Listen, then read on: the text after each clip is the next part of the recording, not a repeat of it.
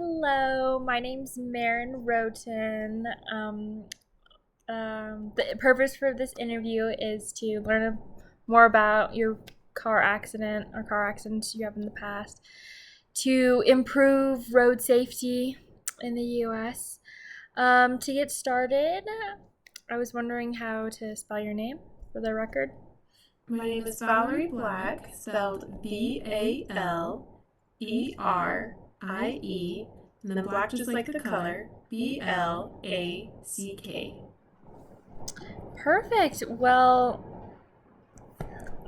Just to get things started, I know accidents can be scary and stuff, but I'm really grateful that you're willing to share this with me. And please just tell me more about your accident. Okay, this was back on Valentine's Day, February 14th. I was 17, so it was 2018, or no, it was 2018. And I don't know, I always get that confused. Um, so I think it was like you can check the calendar because I thought it was like a Friday, so Thursday or Friday, but yeah, February 14th, 2018. I keep wanting to say 2019, sorry.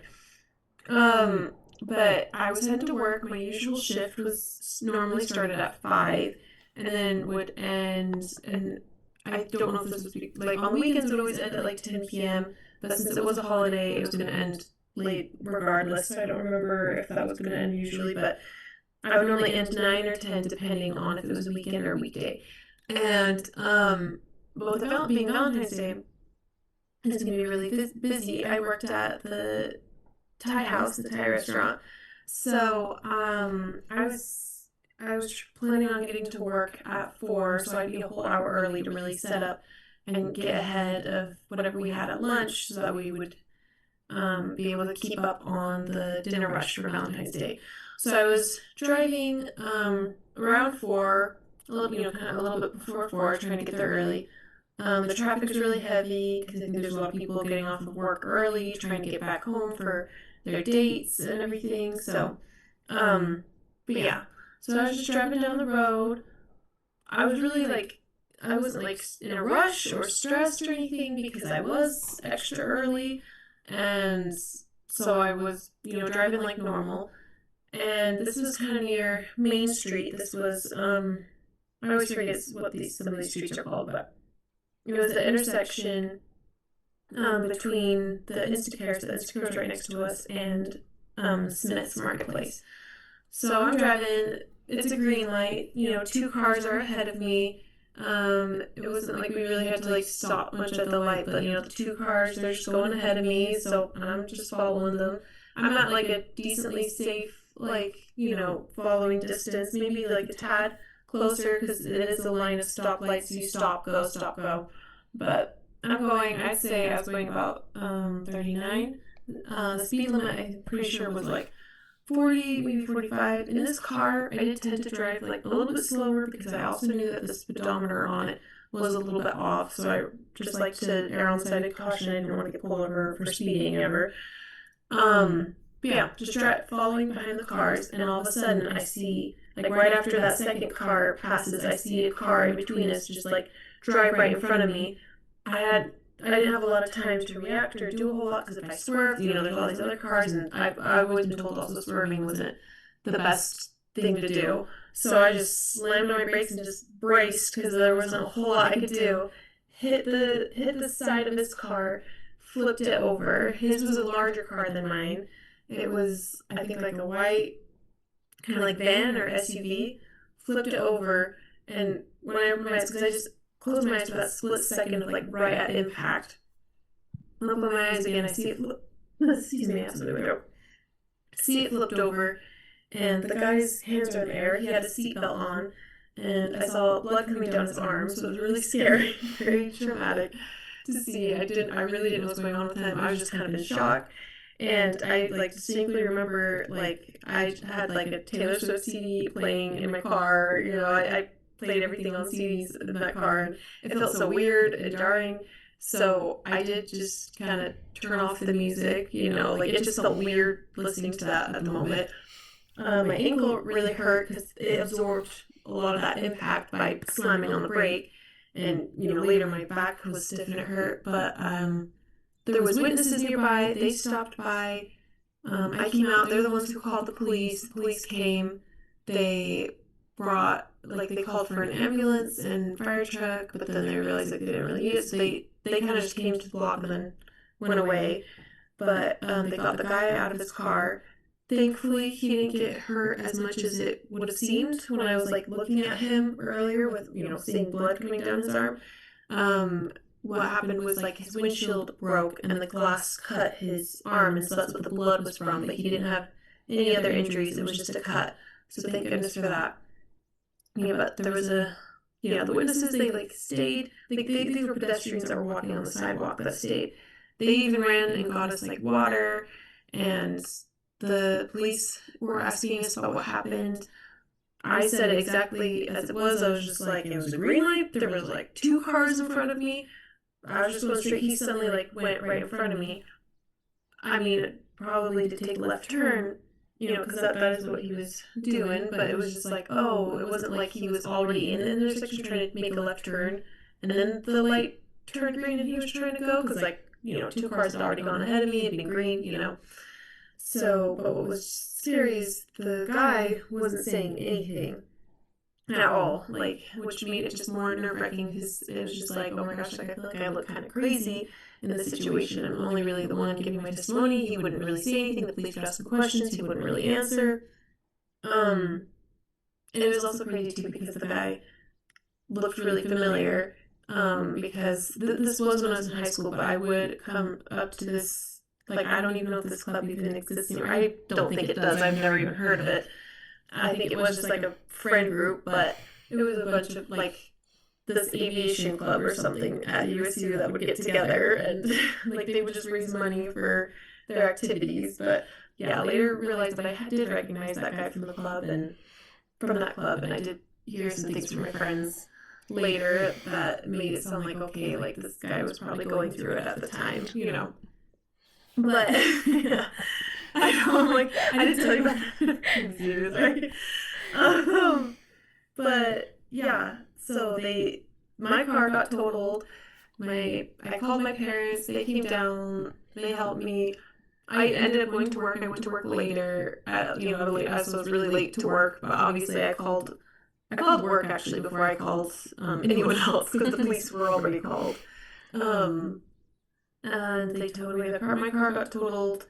And and later, even though it was okay, it was my fault. We talked with or not my fault, his fault. We talked with insurance and everything. He challenged it in court, saying it was my fault. So I geared up. I went to court because I was I didn't have a witness. I'm just what else? How else could it have been my fault? Show up, but I didn't show up at court, so I got $50. So, Yeah, of course. That's a crazy story, man. No, that is a lot. Wow. My first accident. Yeah. Well, I'm curious how did your parents react to it? How did you react? Did you have some trauma right after the accident? Were you kind of scared to drive again? Just what were your feelings post accident? Yeah. Well, immediately my ankle hurt because I took on that impact, and a few days later, just a lot of soreness in my back and neck and everything, just very stiff, really hurt because of that impact. And then, I hated that intersection. I really kind of general hated that road, but obviously I need to drive it to get to work. So I did drive slower and was just a lot more just cautious, which if I think the main change too is even though I am going at a green light, I will still kind of look at the sides of me, just a lot more cautious of it. That definitely scared me of just what if someone tries to turn left on a red light again? I just never know. And yeah, I hate driving on Valentine's Day because the traffic is so bad, and I had nice people, that were there, the witnesses, but people who were driving by were not so friendly. You could tell they were trying to rush home to see their girlfriends, and I was like, I hate driving on Valentine's Day, so I try to avoid driving on Valentine's Day as much as possible, even though it's like fine. I just hate the traffic, and I feel like everyone's so much more irritable that day. So I always do at home dates. I like with my fiance, I'm always like, we're staying home. And yeah, he brought me out once for Valentine's Day, and I was like, no, I hate this. I'm sorry. I just hate driving that day. No, that is so fair though. Yeah. Okay. So you said you had some ankle pain, some back pain, maybe some neck pain. Did you go Yeah. seek like physical therapy or anything? Was that part of like the insurance kind of payout? Did they like pay for that or anything like that? No, they just like I just remember insurance basically just compensated me for how much my car would have cost if I sold it. That's the only money I really remember getting from my insurance. I didn't go to really any physical therapy. That the year prior, I had twisted that ankle really bad, probably like the worst injury I'd had on my ankle before, and I'd been doing physical therapy then on that. So I did already have like exercise bands and stuff just to like help it along. So I did have those exercises that I worked on and was careful with the ankle because I think it was more just like it was strained, from that impact. So I did already have tools to kind of like take care of it, but yeah. Do you still have pain to this day or anything, or are you kind of over it? I mean, like, I have some issues with that ankle, but I would say that's mostly from the injury I had the year before this Okay, okay. incident. And that's more of just like it's a little bit tighter, can like pop or something. So like there's just like certain things that I can't quite do with it. Like because I used to do ballet, so I used to be able to Mm. do a lot with that ankle. Now I'm a little bit more limited, but still where I can function just fine with it.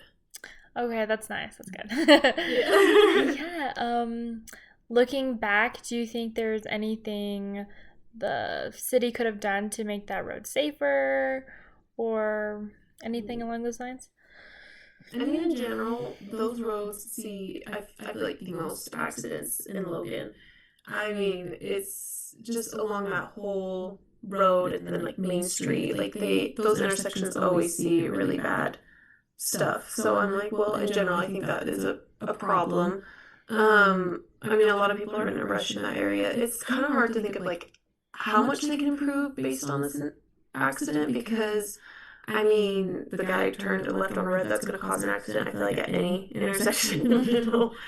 But I think, like, honestly, that area, like, roundabouts can help because I've always heard that those help in a lot of those kind of situations. I think a roundabout could just help. Maybe also slow people down a little bit and then, really yield to others. But obviously, that's not foolproof. But, anyways, just like maybe slow them down and make them more aware of other people and yield to others. I think a roundabout would probably be the best suggestion. Yeah, totally. Okay, so I was wondering about how did your parents react? Were they like upset or anything? Like insurance, how was dealing with that?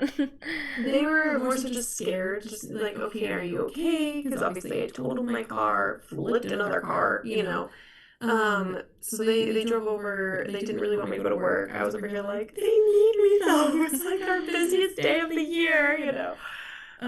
They helped me with insurance. They basically just kind of like sat with me for a lot of things because I was only 17. I didn't know what I was doing. So it was just like they'd sit with me while insurance kind of interviewed me, asking about the accident and me just being like, look, like, it truly was not my fault. Like, I was just going straight at a green light.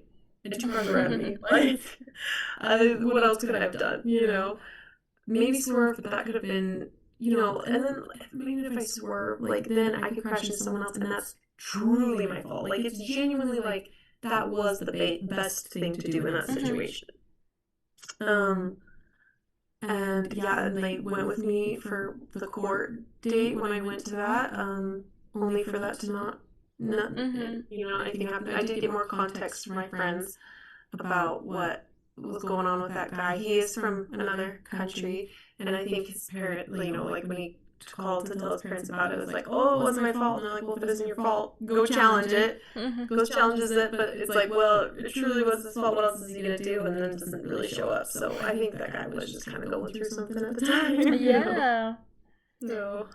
Do you, looking back, do you hold any ill will towards him? Or are you kind of just like, it, whatever? No, I mean, my friends who knew him better, I think, do, because he, like, right before this accident, like, he punched one of the friends in the face and knocked his teeth out and then, like, ran off, and yeah, they're not too happy with him. He didn't even really, they're like, you at least pay for his dental bill. He didn't do that, so my friends hold ill will. That guy was going through something. Yeah, it sounds like it. Well, those are all my questions for now. If you think of anything else that you would like to say, please contact me, call, text, email, all of the above would be great. Thank you so much. It was nice meeting with you. Yeah.